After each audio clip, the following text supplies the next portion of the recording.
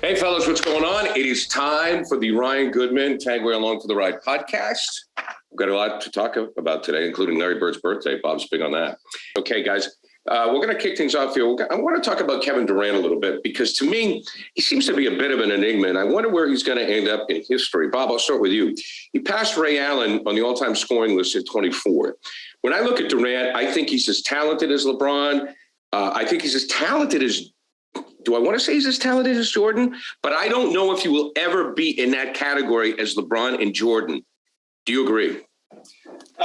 Well, this argument about this discussion, I don't want to call it an argument, this evaluation of where players rank in a pecking order has got to be nuanced always in terms of positions and responsibilities and so forth.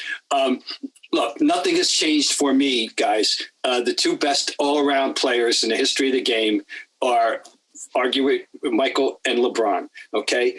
I do not put Durant in that category, but he is among the top forwards of all time. And he's a unique, he's a distinct player. And I think he's going to go down. For me, if he retired today and played no more, then the worst you can say about him is one of the top four forwards of all time, in my opinion. I think that if we want to call LeBron a forward, he's obviously evolved into something more, right? He's a surrogate point guard, really, and the way it's evolved. Okay, so that changes the equation right there. But Larry Bird remains the best pure forward in history. Okay, pure forward, in my opinion. And Durant is elbowing Mr. Tim Duncan for the next honor. Okay, that's where I put him. He's an all-time great without question, and he's in any discussion of top 10 players for sure. Yeah, I would agree. I think ultimately you're talking about Tim Duncan as like a top 10-ish player ever, and I think Kevin Durant has a chance to go down ahead of Tim Duncan. You know, he's still 33. Remember, he missed a full season with the Achilles injury. He's won 2 NBA titles.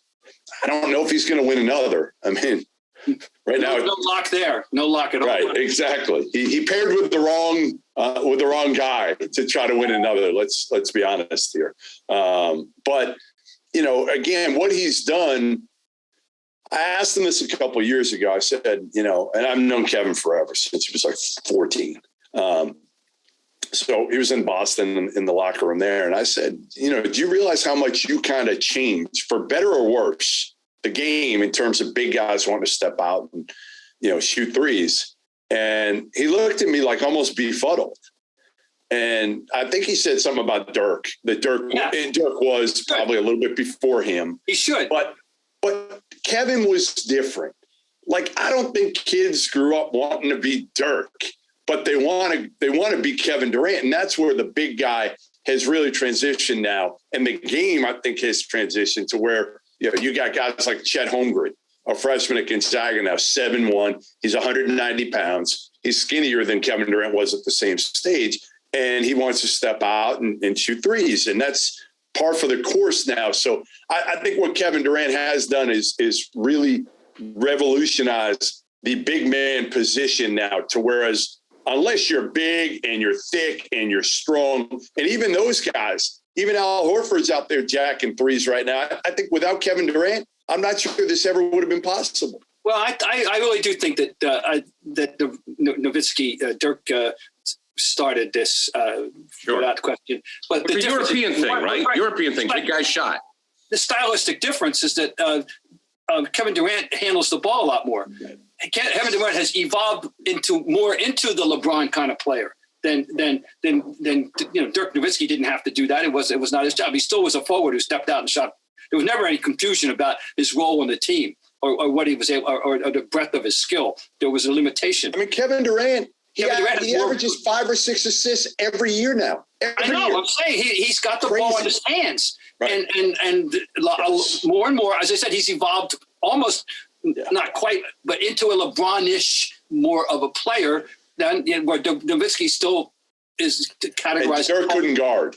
Dirk couldn't guard either. Let's be honest. Kevin can guard. I made fun of him a few years in the league, kind of to his face, about the fact that he couldn't guard at all when he came into the league, and he took offense to it, but he couldn't. And now he's become one of the better defenders in the NBA. So Kevin Durant is an all-around player, and I think that's what's lost as well, Bob. And you're talking about it right now as a point forward type. He's an elite scorer, maybe the best scorer in the NBA right now.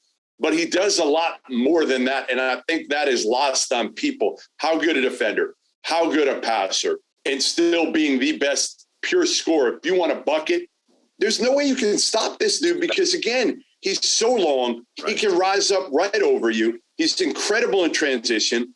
He's not super selfish, he can make people better when he wants to. And I think, again, if he had teamed with the right guy or stayed in Golden State, which is really what he should have done, right, you'd be talking about winning 4 or 5 titles. Yeah, there's no doubt about it. And I thought that, he played with Russ Westbrook and he handled him. And that's tough to do. And I thought his greatest performance was last year when Harden wasn't himself and Kyrie couldn't play. I mean, that guy was crazy good.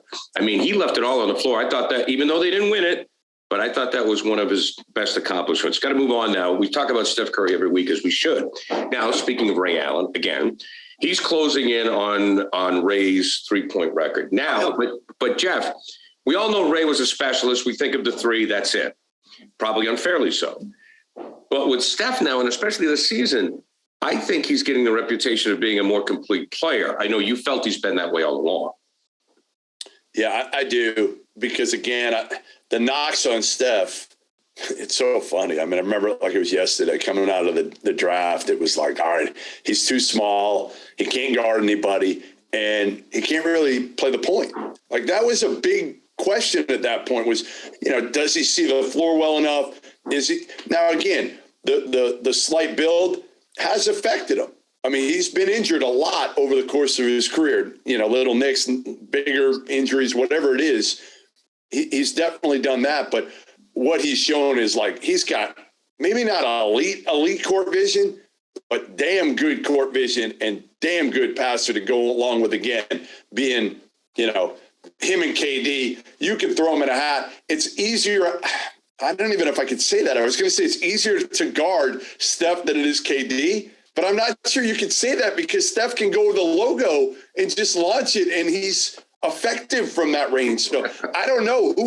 Bob, who would you rather guard? If you had a choice, or who would you rather put the ball in their hands at the end of a game, Steph or KD, for a final shot? Well, I think you got a 7-foot guy can get a shot off anytime he wants and has a 3-point range. I'd have to give him the slight edge in that regard because he could take you in areas on the floor where perhaps, you didn't want Steph to go at that point at all. So, I mean, I think that makes him an edge. But I just want to go back and I don't know if you remember my original description of Kevin Durant when was a cross between McAdoo and Gervin, and in terms of offensive capability. Right. Now he has expanded his range beyond anything McAdoo needed to do. I don't have the slightest doubt today that if McAdoo were playing today, he'd step back, and work on and become a consistent 3-point shooter. He didn't have to because the range that all he ever had to do was take a 18-footer, or a 20-footer. That's the way the game was. There was no, But anyway, that's a very interesting question you raised, and by a slight margin of 50.5 to 49.5, I would say Durant in that regard to answer that specific question that you just posed. And only that specific question that you just posed. Okay, because I caught myself saying Kevin Durant is the best scorer on the planet, and it's almost like you slight Steph Curry in that regard because, damn, I mean, it's how do you guard this dude this year in any year for the most part when he's and one thing I've been saying for several years is he's underappreciated and his ability to go to the basket. When he chooses to go to the basket, he goes to the basket. With authority and with ambidexterity as well. And that's been a part of his game, and some nights he gets maybe too reliant on the three, but you can't blame him for that. But and we have more on Steph coming up in just a minute, but we want to say, do you have trouble sleeping at night? Do you want to know what makes LeBron James sleep? It's Calm, the #1 app for sleep and meditation. They've teamed up with LeBron to help you activate the power of sleep. It's all about mental fitness. And we know how we feel, man. If you're not getting your 8 hours, especially, man, for Bob and I at this stage of the game, you got to hit the rack. You got to hit the pillow. Calm can help you train your brain to sleep better, reduce stress, and perform at your best, just like King James. So LeBron's sleep is a critical part of his mental fitness routine. So head to calm.com/subscribe for a limited time, and you'll get 40% off a Calm premium subscription. Again, for a limited time, our listeners can join LeBron and using Calm and get 40% off on a Calm premium subscription at calm.com/subscribe. Get it now. Unlock the key to sleep and focus. Calm.com/subscribe. That's calm.com/subscribe. Okay. Last week, we had the mega meetings between the Suns and the Warriors. They split. Bob, what did we learn about those teams? Well, first of all, we learned that that the Suns at home could win a big game without their best player or with their best player playing 15 minutes. We also learned that their defense is no joke. Their defense is no myth, is for real. We also learned that I think that game, the second game, it was a home court game in which you knew that Steph Curry was going to, play better than he did the first one when he was 4 for 21. But I think we learned that they're the two most enjoyable teams to watch in the league.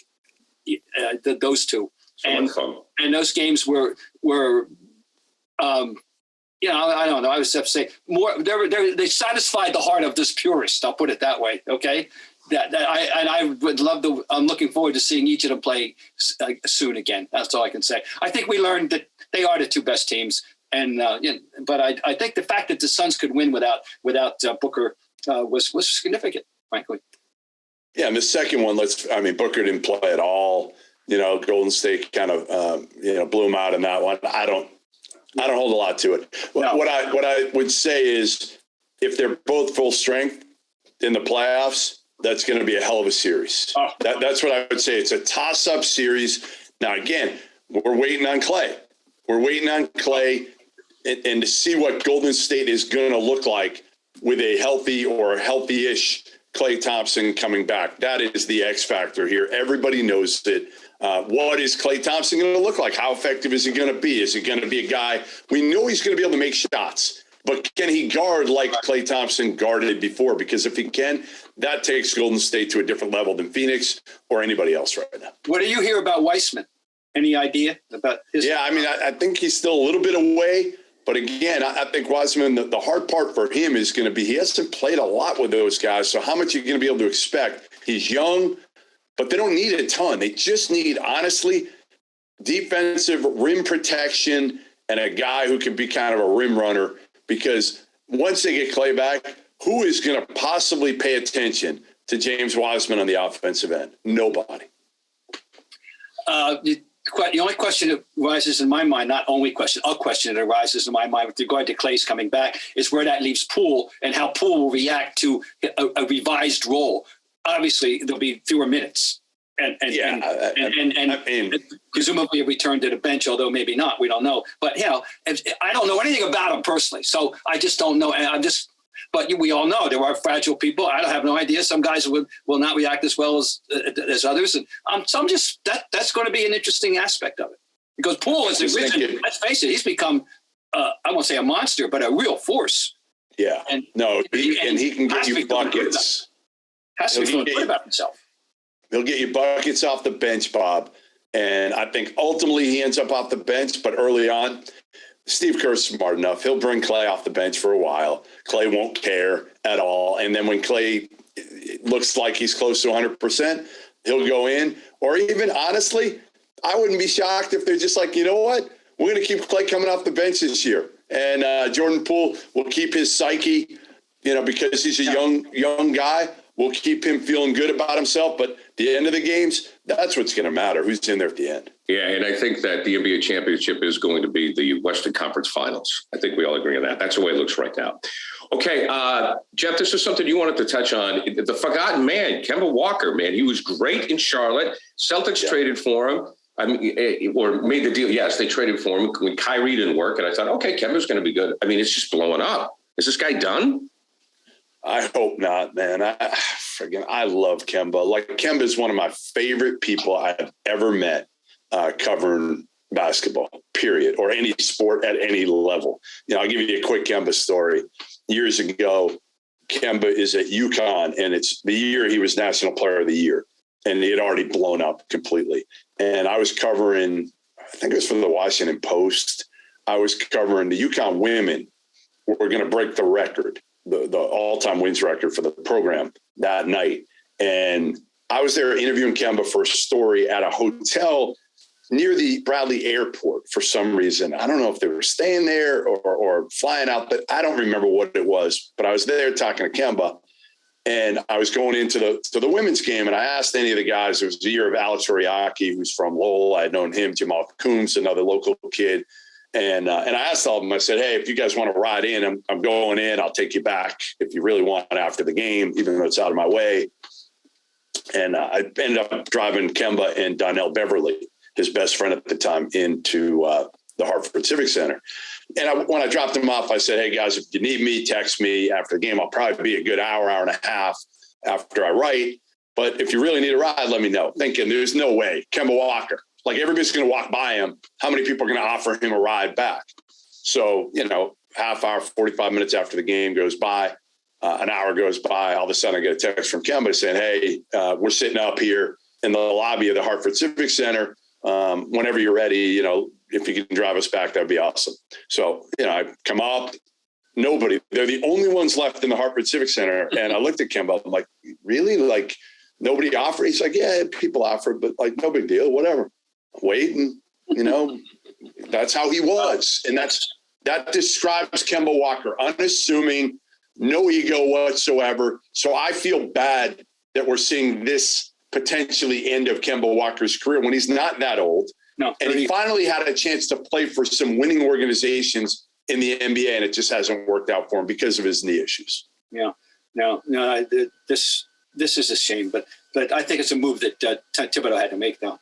I'm afraid I hate to say. He can't guard. He can't guard at all. That's his biggest problem right now.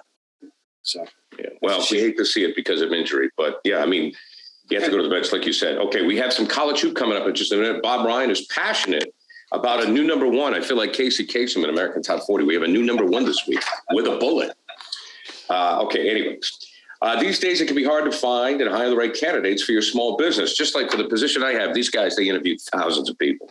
That's why LinkedIn Jobs made it easier to find the people that you want to talk to faster. Create a free job post in minutes on LinkedIn to reach your network and beyond to the world's largest professional network of over 777 million people. It's why small business rated LinkedIn Jobs number one in delivering quality hires against leading competitors. LinkedIn Jobs helps you find the candidates you want to talk to faster. Did you know every week nearly 40 million people, they go to LinkedIn looking for jobs? So post your job for free at linkedin.com/scribe. That's linkedin.com/scribe to post your job for free. Terms and conditions apply. Okay, Bob, we got a new number one in college basketball. First time ever for the Boilermakers. All right, I have a question for you guys. I'll give you the answer. You give me the question.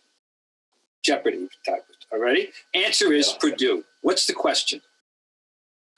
That's very vague, Bob. I don't know. The question is, who's the best player ever to play at Purdue? Oh, well, we're going to get to him. But no, the question is, what school has won the most Big Ten championships?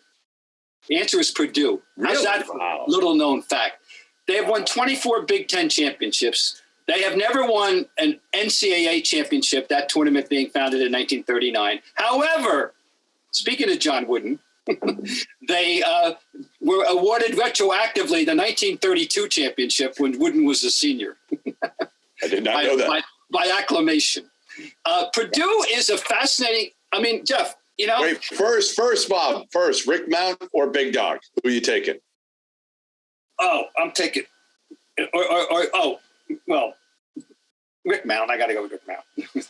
You know, they did get to the finals in 1969. They lost to UCLA and UCLA's Al Sundor's third championship with Rick Mount, of the pride of Lebanon, Indiana, where I did have breakfast in honor of Rick Mount once. And in 1980, they lost in the semifinals to UCLA. There's their 2 trips to the Final Four. Now, what I'm getting at, they have been very steadily successul for decades. They were very successful under the Gene Katie era. Now, this is 17th year for Matt Painter, believe it or not. Wow. How about that? And they, you know, I did a little research here, guys. I did a little homework. People don't realize that they went to the Sweet 16 and 3 years in a row, as recently as 2017, 18, and 19. They've been to the 8. How many times? Okay, but it's been a very consistent program. But they've never in their life awakened on a morning to find themselves as the number 1 ranked team in the land. And now, is this any real surprise to you, Jeff, knowing who the personnel was on this team? A little bit. I saw them in the preseason. I went by West Lafayette, and I was blown away by their big man duo. If you haven't seen him, you got to watch this kid, Zach Edey, Gary. He's 7'4". He's only played basketball for 4 years. He's from Canada, grew up as a baseball player, and obviously outgrew that. He was not going to be the next Randy Johnson, but he is a dominant force, and he's mobile. And what they did was Matt Painter had a dilemma because you can't play this kid, Edey and Travion Williams, together. They're both bigs, and Williams was a first-team All-Big Ten guy last year. So everybody's like, well, how's he going to handle this? Well, Edey was kicking Travion Williams' ass every day in practice. So he started Zach Edey. And everybody's like, well, how's Travion Williams going to handle this? Well, he's handled it with class and as a great teammate. And that's part of the reason why Purdue's been so good, along with the fact that they have their most talented player named Jaden Ivey since Big Dog, Glenn Robinson. He's a 6'4" guard who is electric. He's big, he's strong, he's athletic, he's shooting it well, and he will go in the lottery. Their balance is remarkable right now. They got 6 guys averaging between 8 points and 16 a game. No one is averaging more than 27 minutes, but they have 9 guys playing 16 or more minutes. Yeah. I mean, that's true. That is awesome depth, And they can win this whole thing. They can win this whole thing this year. There's no clear-cut number 1 team. I think it's going to be a little bit of a revolving door this year. Okay. It's not like Purdue is Baylor from a year ago, but they're the best team today. And Gonzaga's lost a couple now. Duke lost to Ohio State. It's just going to be one of those things where I think you're going to have 8 or 10 teams that switch it up. By the way, before we go, do you like my hat, Bob? I do like your hat, from your little swag from the Rams, huh? I told you. Yeah, Fort Collins. What a good spot. Have either of you been to Fort Collins, Colorado? You'll love this story, Gary. I told Jeff the other day that on my one trip to Fort Collins, the Celtics were playing in Denver, and I drove Eric Fernston and Jeff Judkins to Fort Collins to see Danny Ainge play for BYU. Did you really? The Judkins was all excited because he was a member of the Church of Jesus Christ of Latter-day Saints, you formerly known as Mormons, and anyway, we saw Danny. I drove them to the gym, to Moby Gymnasium, right at Fort Collins, and saw the games. That was my one trip to Fort Collins. We saw Ryan, Danny. You're unbelievable, and that reminds me of how we're going to close the show. Weren't you the first member of the Boston media to see Larry Bird play? Yes, I told that. Well, and it's his 65th birthday. Yes, because the other 2 guys that I drove from Indianapolis to Terre Haute were Mike Madden and Jason Stark, who both were then working at the Projo, the Providence Journal. And the reason we were all in Indianapolis was that Michigan State was playing, Providence was playing Michigan State in an NCAA first-round game on Saturday afternoon, and lo and behold, Larry Bird was playing for Indiana State in an NIT home game against Illinois State on Friday night. And so we drove out to the game, and we saw Larry Bird and Magic Johnson within about 14 hours of each other. That's pretty good. That's pretty good. Hey, that's a good trip right there. Magic shot 3 for 14 against Providence, but he had like 15 assists, you know. And, well, Bob Ryan's a good trip, Jeff, as we all know. So happy birthday, Larry Joe Bird, right? Yeah, Bobby, Larry 65. turned 65 today, amazingly. And all I can say is it was a rather great pleasure when here's the way I always put it, guys. When he joined the Celtics, I was 10 years into my career, all right, 10 years. And I said, it was as if I signed up for an art course because I liked the course, but I didn't know who the teacher was going to be. And the teacher walked in and it was Michelangelo. And that's how I feel about the way Larry Bird entered my basketball life in 1979. He embodied everything that to me was great and good about basketball in one package. And I wound up writing more words about Larry Bird than anybody that I've ever covered. And, he was a cottage industry for me, quite frankly. And, it don't have to go over how great he was, but just a lot of attention is being focused on the 85, 86 Celtics now. As of course, Dan Shaughnessy's book is terrific for people want to know. And, you just remember the farther away we are from it, guys, the more I appreciate it because the game is so different now, Yeah. And that team and that game. And Larry would have been great in this. Imagine if you told Larry, go ahead, take a dozen threes tonight instead of the 4 or 5 that would be the most he would ever take because the game was different. Anyway, happy birthday, Larry. And, and 65, it's a little scary. All right, guys, we'll see you next week. Always a pleasure. Ryan Goodman with Tanguay, the pod.